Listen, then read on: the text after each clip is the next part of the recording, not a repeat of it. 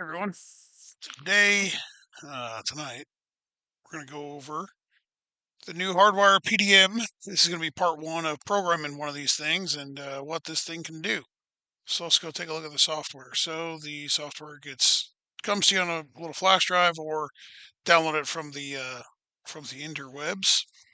So let's see here. This is our base screen here, right? So this is your connection. You search for devices, it'll find it, and then you hit connect. I'm already connected. So let's look at configuration.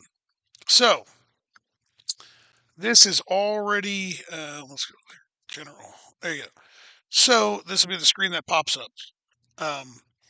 Now, with this, you're going to be able to configure both of your two CAN buses for its baud rate, right?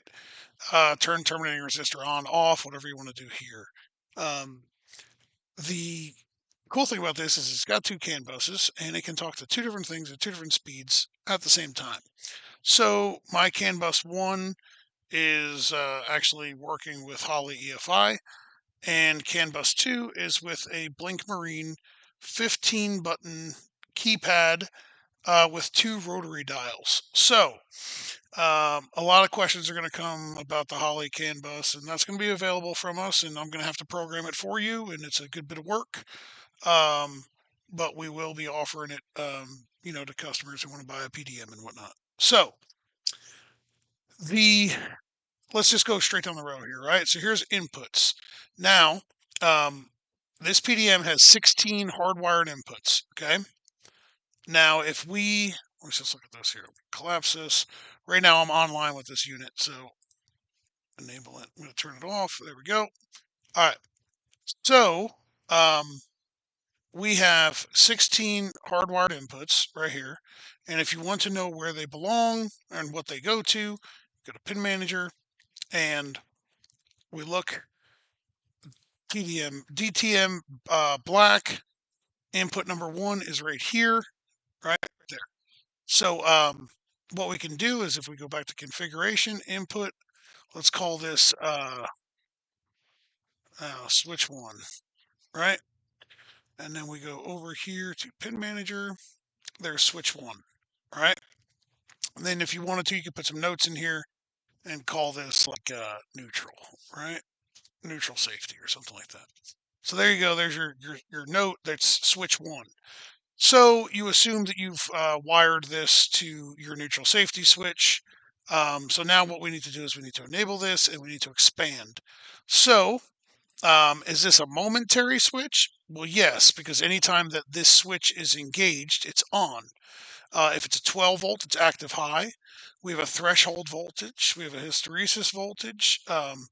So we also have a turn on delay, which is useful for a lot of things, right? So if you've got you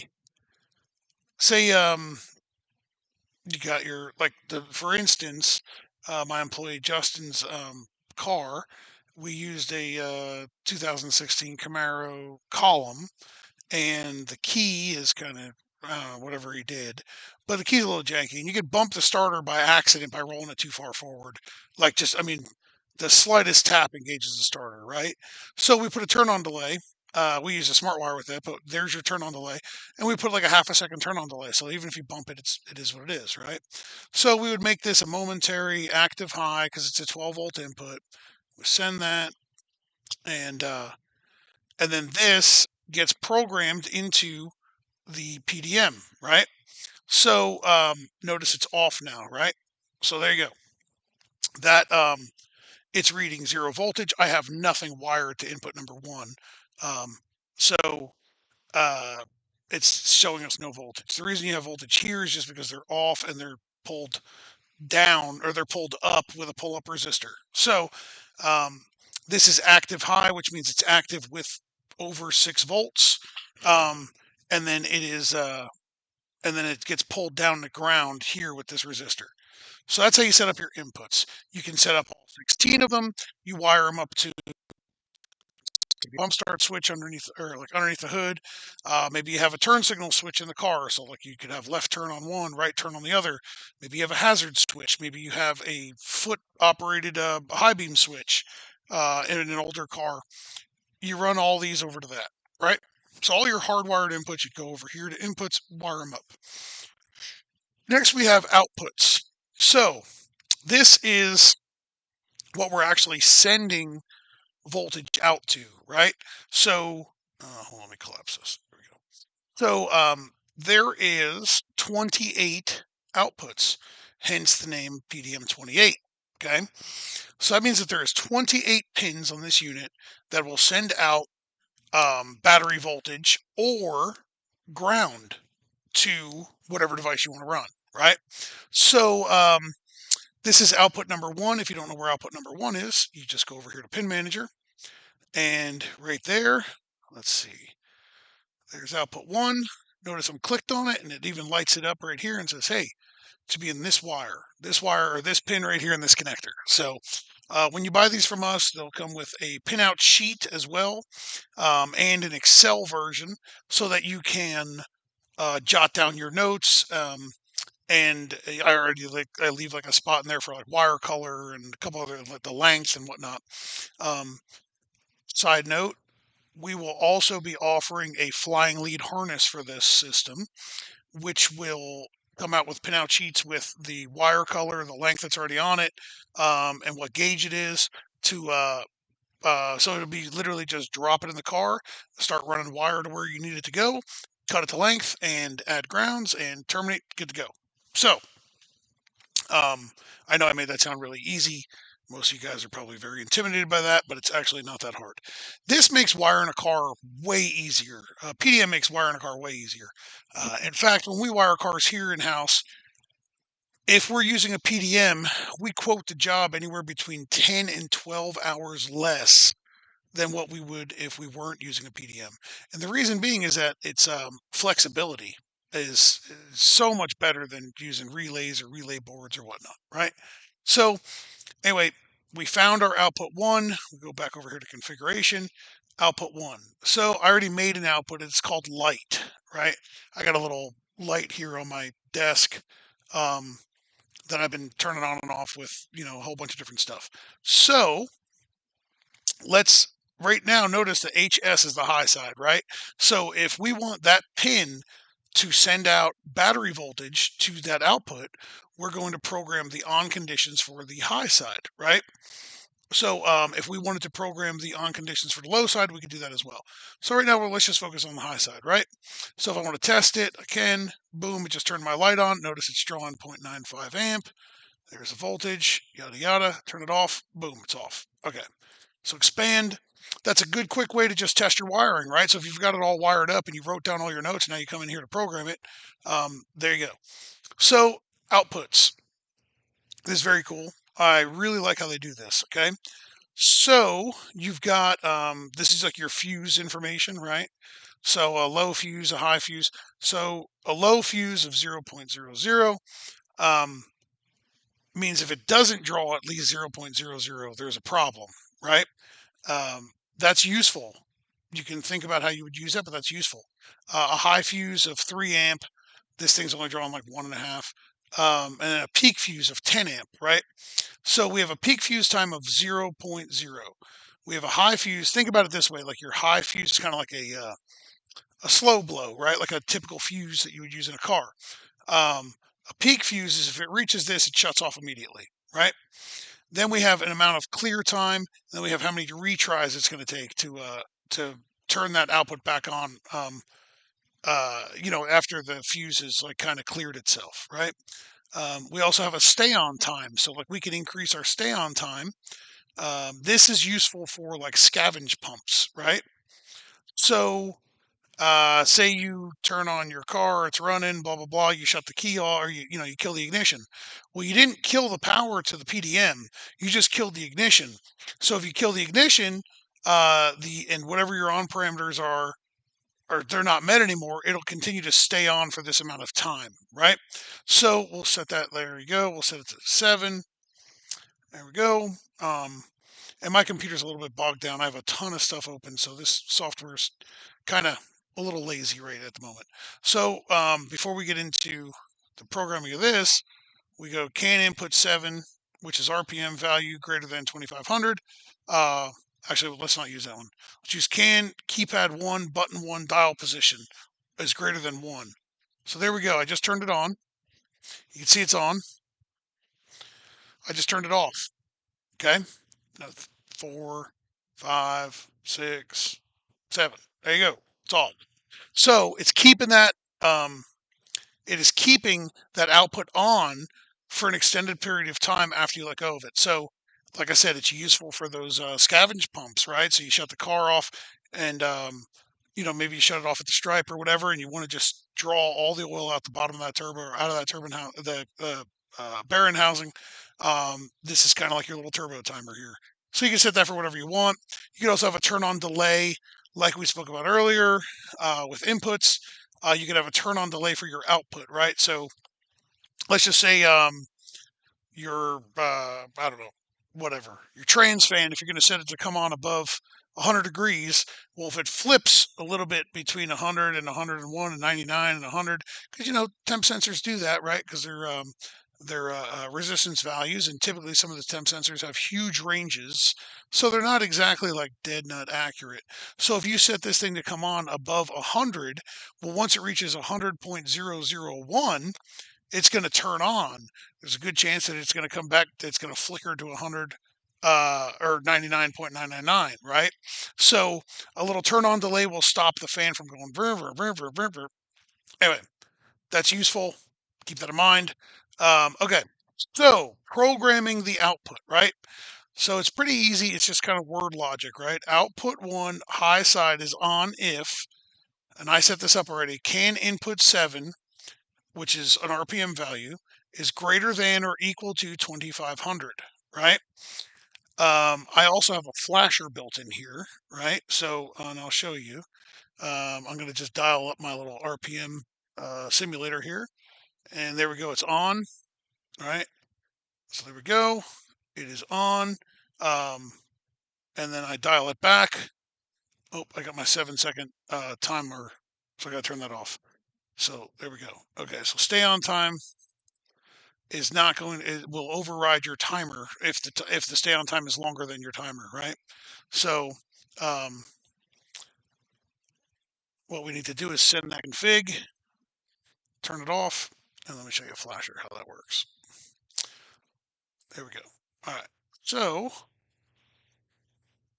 it's off. And where are we at? RPM. There you go. Notice it's flashing. You see how it's going status on, off, on, off, on, off, on, off. Well, I have the RPM simulator set at, whatever this is, 2,561 RPM. So it's greater than 2,500, but it's flashing because I have a timer set, right? So not super important, but it's useful for when it comes to doing blinkers. Now this is can keypad 1, button 1, dial position. Now if I turn this dial on this keypad, it is going to turn it on. So now I want you to watch this. We turn it on, right? Whoops. There we go. It's on. Notice it's not flashing. So why is that useful? Well, a lot of cars have the same bulb that is used for the left turn or the right turn and the brake light. Okay. So you can set this up to output a flasher if the left turn signal is enabled, or a solid light if the brake pedal is enabled, right? Or the brake switch or whatever it may be. So very cool. Very happy with the way that that's set up. Now let's do something else here, right? So let's set up this can keypad 1. And we don't necessarily have to set it, but we can set up a soft start. We don't have to go through setting it up, but because it'll take too long. But for this video, but we can set up a soft start. And what that means, this is very useful for fuel pumps or fans or whatever it may be. So a fan will draw a whole bunch of inrush current, right? So this is kind of a example of current, right?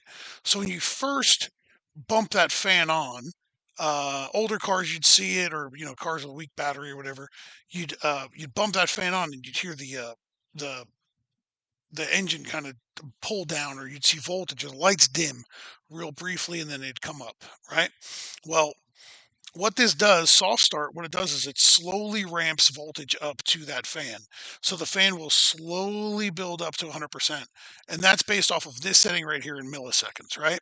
So if we set this, I don't even know how far out you can go. Here you go. So there's 10 seconds, right? There's soft start of 10 seconds, right? So let's send that over there. This is very slow, right? Obviously, you typically wouldn't want to use a 10-second soft start, but that's okay. I'm going to turn the fan on, or the light bulb on, and watch the current. See the current's rising, rising, rising. The light's getting brighter and brighter and brighter. You just can't see that. Um, and there we go.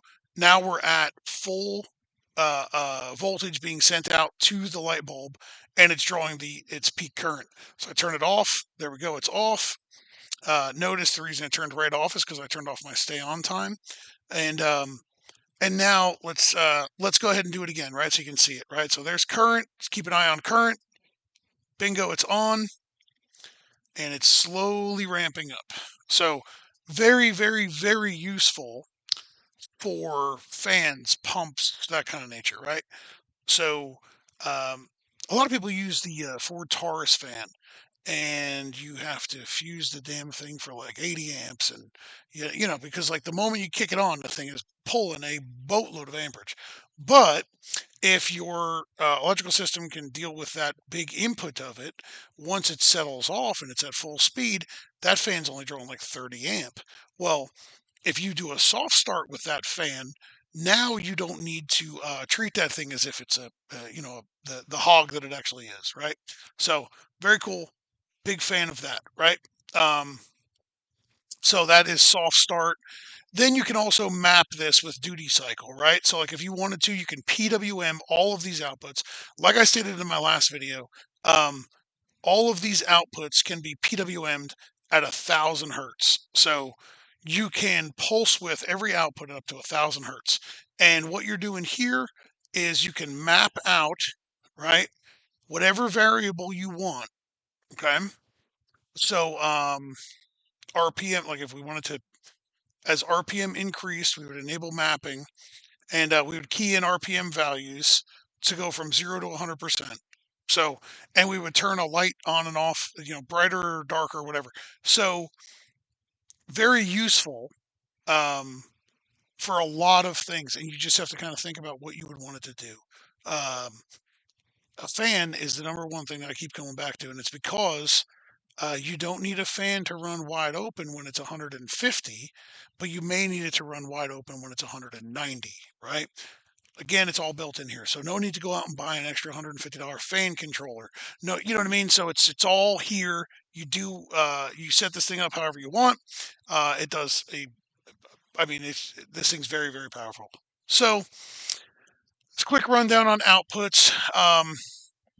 You can create timers like I did for Flasher, right? I just named it Flasher, on time, off time. You enable it, and then all you do is when you go to your output, you would set this thing up, right? So like this is how we set this up. Can input number 7, RPM value equal to, or greater than or equal to, and timer true, timer flash right there, right? So there you go. Um, and if you wanted to change, if you wanted to add an additional variable, you can go here, click this, and then click another variable and tell it to turn on for some other, like all 3 of those variables need to be met. So what this means is both of these values need to be met, which means this timer is running all the time. So like this doesn't really matter for a timer, but this value needs to be met and this value. Then you skip down here to this, right? Or we can add a second one, right? Like let's do this, right? We can go or, and we can go variable. Let's go can keypad and you can type up top and search for it, right? But can keypad 1 button 2 status is let's say equals um, let's say is let's see. Oops, there we go. equals 1, right? So there we go. So it equals 1. And then what we do is that's an OR. We hit add, and there it is, right? So boom. Now if I use a separate button, it's gonna, it's gonna use that second keypad button, right? So the OR means it's just another variable to turn on that same output, right? So uh, if we turn on, look at that. There's our CAN keypad. It's on. I turn it off. It's off now. Um, now let's talk about. So hopefully everybody kind of grasps the output side of this, right? I'm going to do some more videos on like more in depth on like how to program just outputs or just inputs or just timers or just generic functions. Well, let's look at some other the cool features of this because these are a lot of the questions that I'm getting, and I figured let's just go over them now, right? CAN keypad. So here we go. This is keypad 1. This is a Blink Marine 15 key CAN open with dial. These are the pre-configured keypads that Hardwire has support for. Okay, so there's the Motec keypads, the Grey Hill keypads, Blink Marine, and then the Blink Marine race pad. We stock the 6, 8, 10, 12, and the 15 with a dial. Now, um, they're very reasonably priced. All the Blink Marine stuff's very reasonably priced. It's on CAN bus 2. It's connected. The generic ID is 21. That's the way they come. You can change the button brightness, like the backlit of the buttons. And then what we can do here is hit expand. So this is button 1. So top left, right? Expand. Now notice we have states. Okay. So right now that this button is off. Okay, it's in 0 state. So watch right here. I'm going to click it once. There's state 1, state 2, state 3. Now it is also a dial. So you can dial this thing with 3 different states.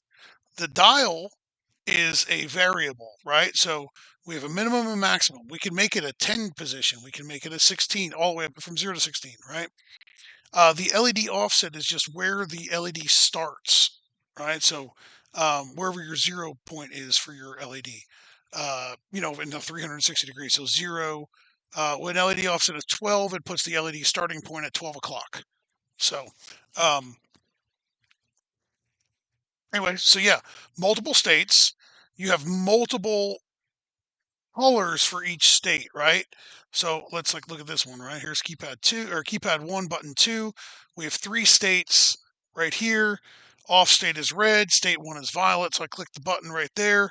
We're in violet. So you see the little indicator is violet here, but my keypad button here that you can't see is also violet, right? Keypad state 2 or keypad button 2, state 2 is yellow right there. State 3 is green, and then we hit it the last time or the 4th time and it goes back to 0. We could also set this thing to hold to reset. So you can go to here and, well, why didn't it work? Well, it's because it didn't work because I didn't send it, right? So if you make a change or a revision or whatever, so you have to send it, okay? So I always tell people, same thing with Holly. We do so much of this stuff with Holly EFI, save and save often and send the stuff to the ECU.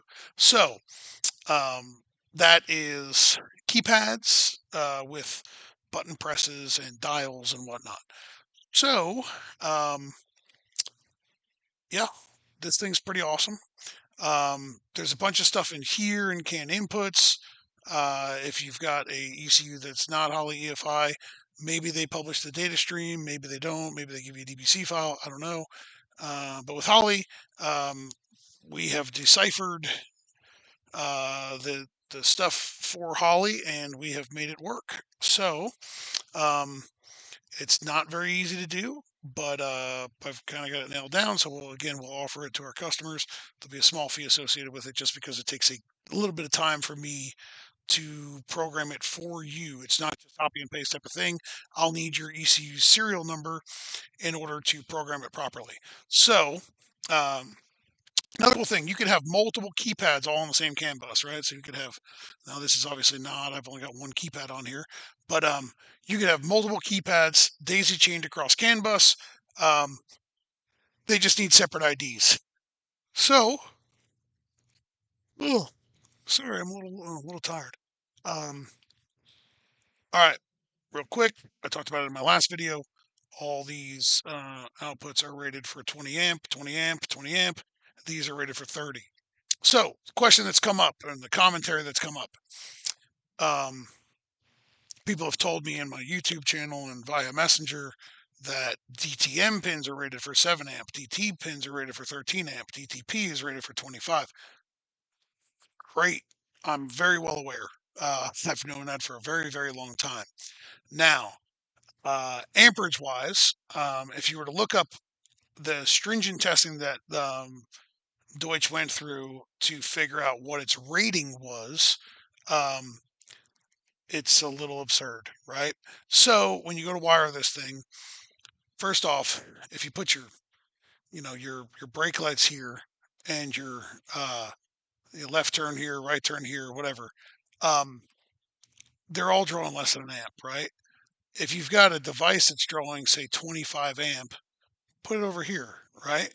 If you've got a device that's drawing 15 amp, well, put your 3 amp output here, put your 15 amp output here, put another 3 amp output here, right? It's not that it's not rocket science. Just don't overload in one small section to create a bunch of heat.